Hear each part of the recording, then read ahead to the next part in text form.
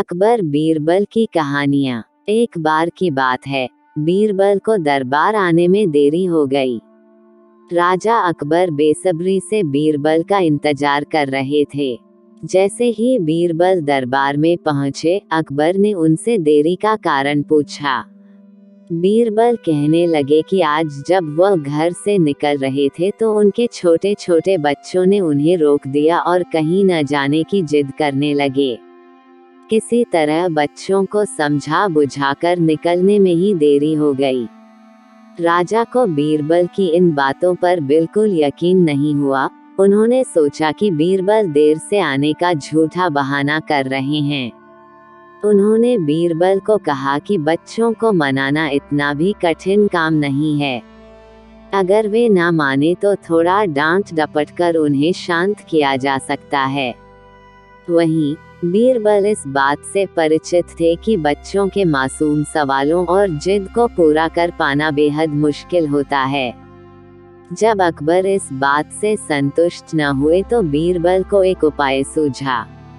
उन्होंने राजा के सामने एक शर्त रखी।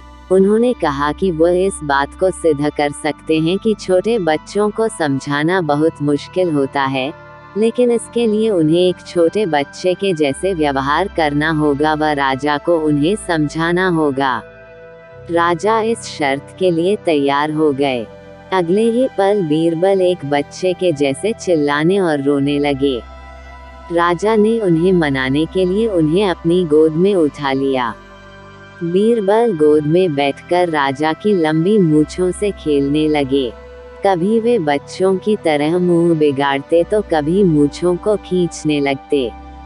अभी तक राजा को कोई आपत्ति नहीं हो रही थी। जब बीरबल मूंछों से खेलकर थक गए तो गन्ना खाने की जिद करने लगे। राजा ने बच्चा बने बीरबल के लिए गन्ना लाने का आदेश दिया। जब गन्ना लाया गया तो बीरबल ने नई जिद पकड़ ली कि उन्हें छिला हुआ गन्ना चाहिए। एक सेवक द्वारा गन्ने को छिला गया। अब बीरबल जोर जोर से चीखने लगे कि उन्हें गन्ना छोटे छोटे टुकड़ों में कटा हुआ ही चाहिए।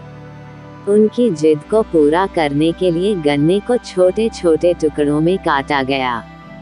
जब राजा ने इन टुकड़ों को बीरबल को खाने के लिए दिया तो बीरबल ने उन टुकड़ों को जमीन पर फेंक दिया। राजा को ये देखकर बहुत गुस्सा आया। उन्होंने गुस्से से बीरबल से पूछा, तुमने गन्ने को नीचे क्यों फेंका? चुपचाप से इसे खा लो। डांट सुनकर बीरबल अब और भी जोर से रोने व चीखने लगे। अकबर ने प्यार से पूछा, कहो बीरबल, तुम क्यों रो रहे हो? बीरबल ने जवाब दिया, मुझे अब छोटा नहीं एक बड़ा गन्ना चाहिए।